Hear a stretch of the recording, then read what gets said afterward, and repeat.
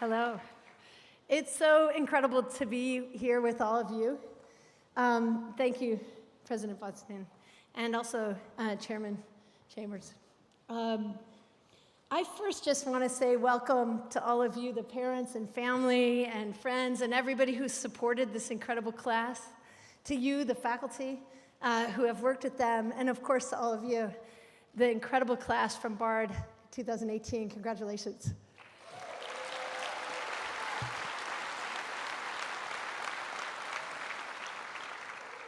Bard is just this incredible, extraordinary learning community.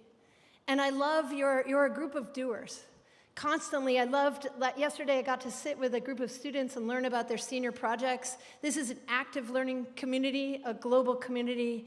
We're joined by not only your core group, but also high schoolers who got to go early, who are ready, those who were stuck in incarceration, who are ready, those who are former refugees, now living in new places, who are ready. And Bard is a place that welcomes everybody. And it's an extraordinary thing to come to this community. I'm proud of all of you, and I'm happy to be here in the right kind of place for social justice, because what I want to talk to you about is there is nothing that's more powerful than all of us together. So sometimes if I talk about technology, you kind of feel like, remember back in third grade, some people got pulled into technology and some people thought, the way you're teaching me is making me really bored and really intimidated. So how is it that we can use these power tools, these tools of Hogwarts per se, to make extraordinary things happen and reduce what is going on now, some weaponization, right, that happened this past year or two?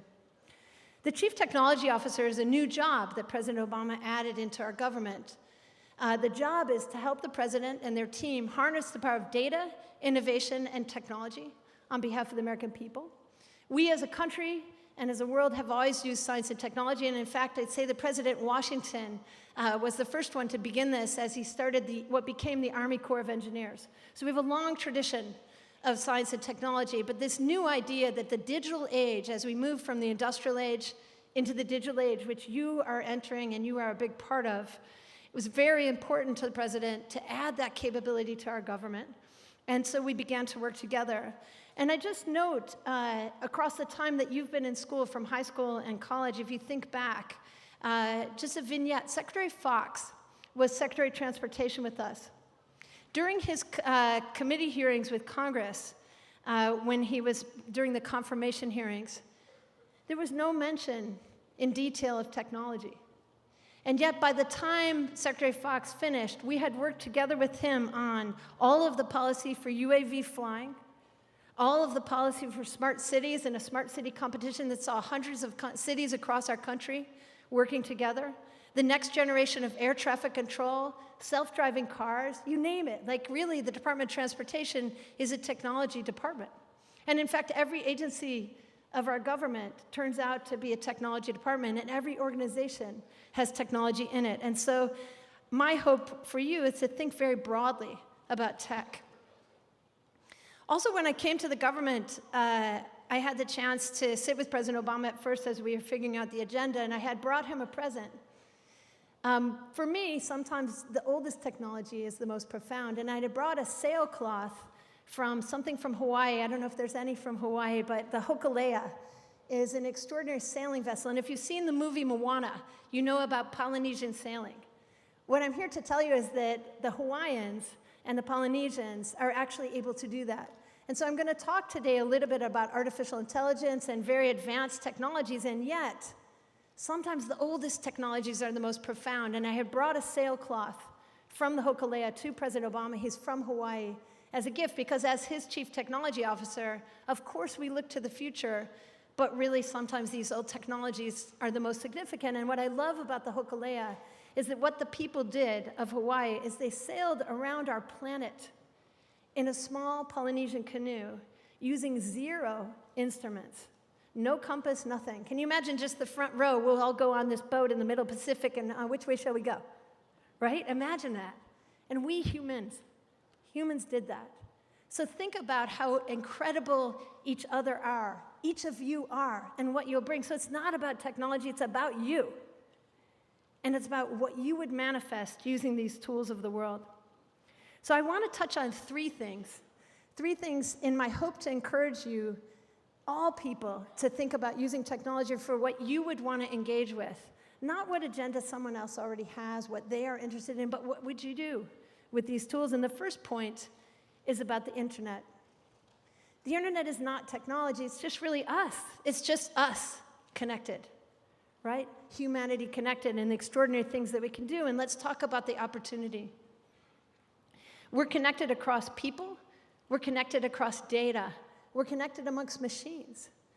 The whole world has this interconnection that's happening, and so we're able to do things that were not possible before. And democratization of tools, for example, 3D printing, Internet of Things, CRISPR, synthetic biology, all these tools that none of us could have ever dreamed of having. These are tools of, millions and billions of dollars of lab equipment is now available to a sixth grader. That's an extraordinary thing. What would we make? And how do we think about human values in that context? There's an idea that I have always about scouting and scaling and looking for what's out there. And so I might bring forward a couple technologies just to have in mind with all of you. When we were the president at the end of the administration, we had a conference in Pittsburgh, and we talked about human frontiers. And we chose 5 to look at. And I'll just touch on them quickly. The first one, personal frontiers, personalized medicine, brain research, personalized learning, all the things that could come to help each of us individually with our health, with our lives, with our learning. Local frontiers. How can we not only have smart cities and deal with logistics and utilities and those things, but also wise communities and more just societies? In the spirit of Ida B. Wells, one of America's greatest data scientists, she used data and journalism to stop us from lynching people. What might we do to use data science in our communities to help those who would not go hungry if we did that, to help those be in a more just place, to help those out of poverty with data science? We looked at national frontiers, and for us, we looked at artificial intelligence and how we were working together with our national systems. And at a global level, we looked at climate change, at the move to green energy, at the move to green chemistry. Why can't we have a thriving ecosystem and think about healthy design? It's interesting, I mentioned Hawaii and the Hokulea. Today, they pull a tanker of oil to Honolulu every 2 days and burn it. And yet they are so abundant with sun and wind, and so they're working together today on global change and on becoming a green island, a green set of places. They also have geothermal. And then interplanetary was the last one, and the Roddenberry family opened that day. So think of SpaceX, Blue Origin. You are the Mars generation. People in this class will be working on those missions, and some of you will probably leave this planet and live in other places. What an extraordinary thing to think about. So as we think about this, how is it that we can use all of these technologies for opportunity, not just for the agenda that we currently see, self-driving cars, precision medicine, that, but for poverty and for justice and those areas. One of the things we got to work on in the administration was we looked around for who already solved things. When you're in Silicon Valley working with that venture capital community, the VCs and the funders don't make the companies, they find extraordinary entrepreneurs. So who are the Clara Barton, the Henry Ford, the George Washington Carver, the Gandhi of today that we might come up underneath and support? Some of the ones we encountered were people like Beno Juarez, who's from the Amazon. He grew up there until he was 9. And then he left and became an expert in advanced manufacturing. Now he's back home, and he's actually doing advanced manufacturing, floating makerspace fab labs in the Amazon. So instead of having a job of cutting down trees, you can bring your indigenous knowledge forward and have the same kind of advanced manufacturing you might find in Boston or Silicon Valley or in a top lab, but floating in the river right next to you. So this democratization of technology. We started doing a thing called the Tech Jobs Tour. My friend Leanne started, who's married to Pia here, who's a graduate. We went to 25 places all over the country, Memphis, Mississippi, Cheyenne, across Appalachia, and found doers and innovators everywhere. So people are getting it done and solving problems in their communities. But the second thing I want to talk to you about is not just this opportunity and encouraging you to think of what you're passionate about working on, how you could solve issues using these tools, but also how they can be weaponized. Right? So technology is not good or bad, we are, right?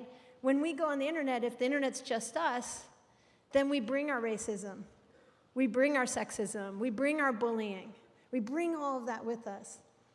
And people would use these technologies in very terrible ways for trafficking of people. At the height of the fight on ISIL, imagine what kind of media company they had created to propagandize youth and attract them to join their mission, not unlike the Hitler Youth and the propaganda of those days, right? And so how can we fight against that, and how can we be vigilant? And so technology is good and bad, and I encourage you to think very hard about the incredible education that BART has brought you, and your colleagues sitting right next to you.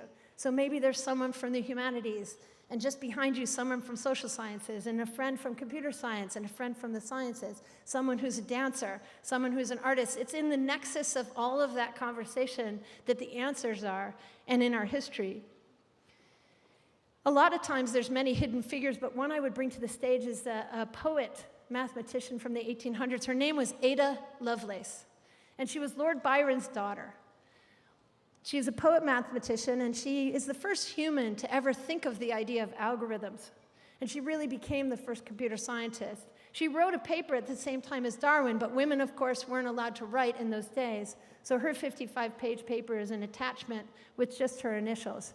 But it is the fundamental paper for computer science. And she said in the day, as a poet mathematician, she said, "I hope to bequeath to the generations a calculus of the nervous system."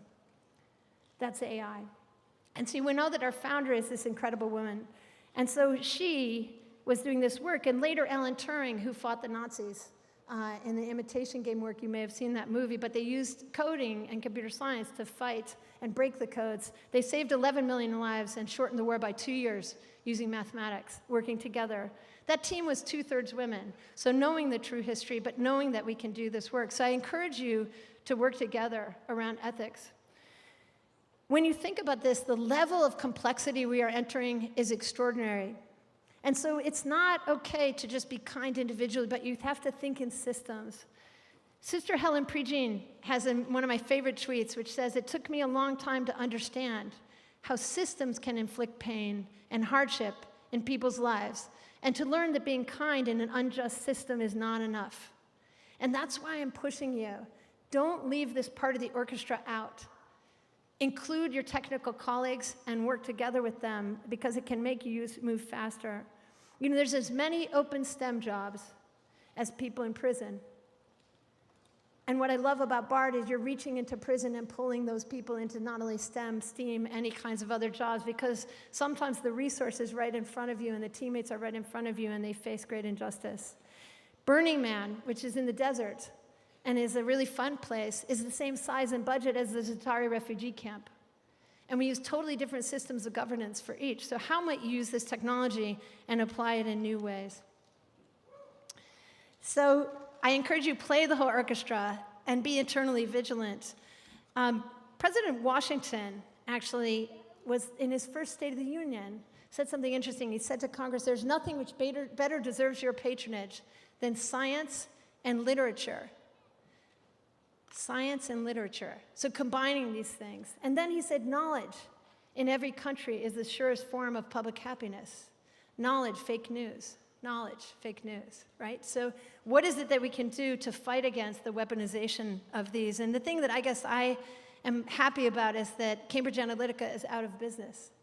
So there's some hope.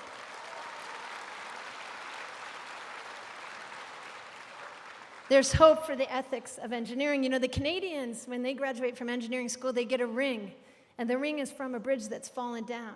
So like the doctors, what is the Hippocratic Oath that we would write together for the use of data science and technology so that we're using it for love and not for hate? I also think about the colleagues that I left in Silicon Valley and some of the cultural challenges. You know, we continue to see racism and sexism and disinclusion, intellectual combat culture and a bro culture, and really need to see you guys step in and make those changes that we want to see in the world. So the third area, beyond weaponization and changing into playing the whole orchestra on these hard problems, is really thinking about how to unlock talent and field the whole team. How do we think about all of us together, and how do we fuel all of us? In the area of artificial intelligence, data science, machine learning.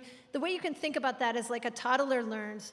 The algorithms learn from what we do. They learn from the data that we have. So for example, Translate, you give it all kinds of translated works, and the algorithm can learn, oh, this word in French means this word, in Spanish means this word, in Greek.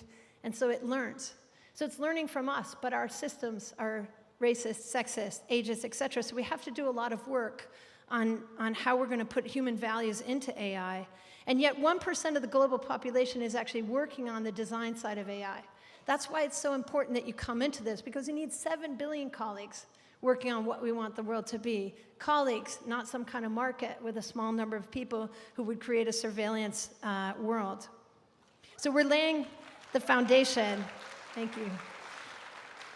We're laying the foundation in these decades for structures that will last for millennia.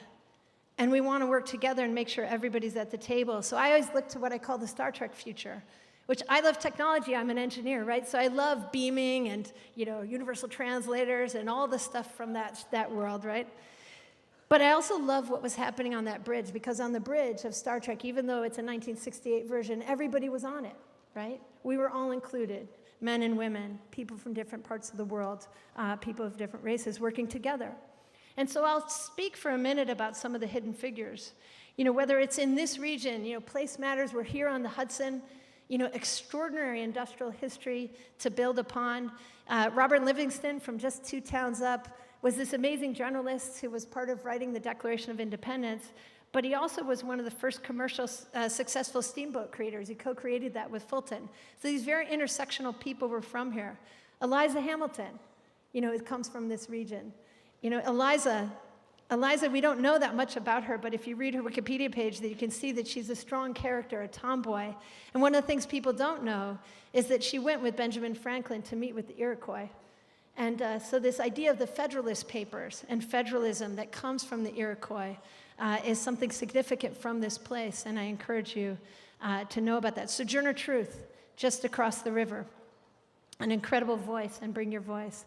So we have to know about these lost histories. I walked into the Oval Office to do coding with President Obama. And interestingly, Prince William had just stepped out. They had just had a meeting. And I said to President Obama, what you and I are about to do is related to Prince William. And he said, how is that?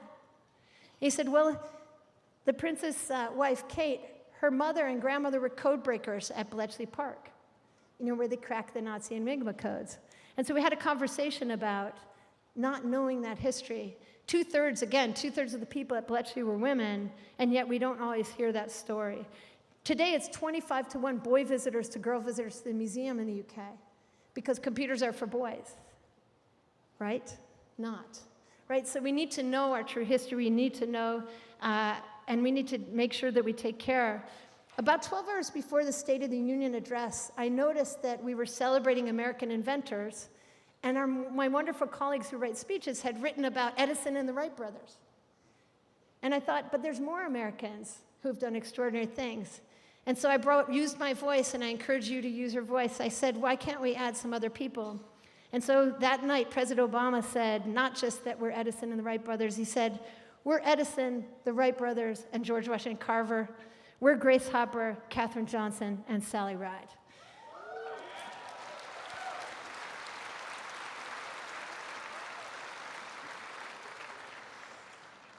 So I'll tell you that there's extraordinary people who've gone before you, like Ida with data science, or Jane Addams with inventing social work, using technology in these ways.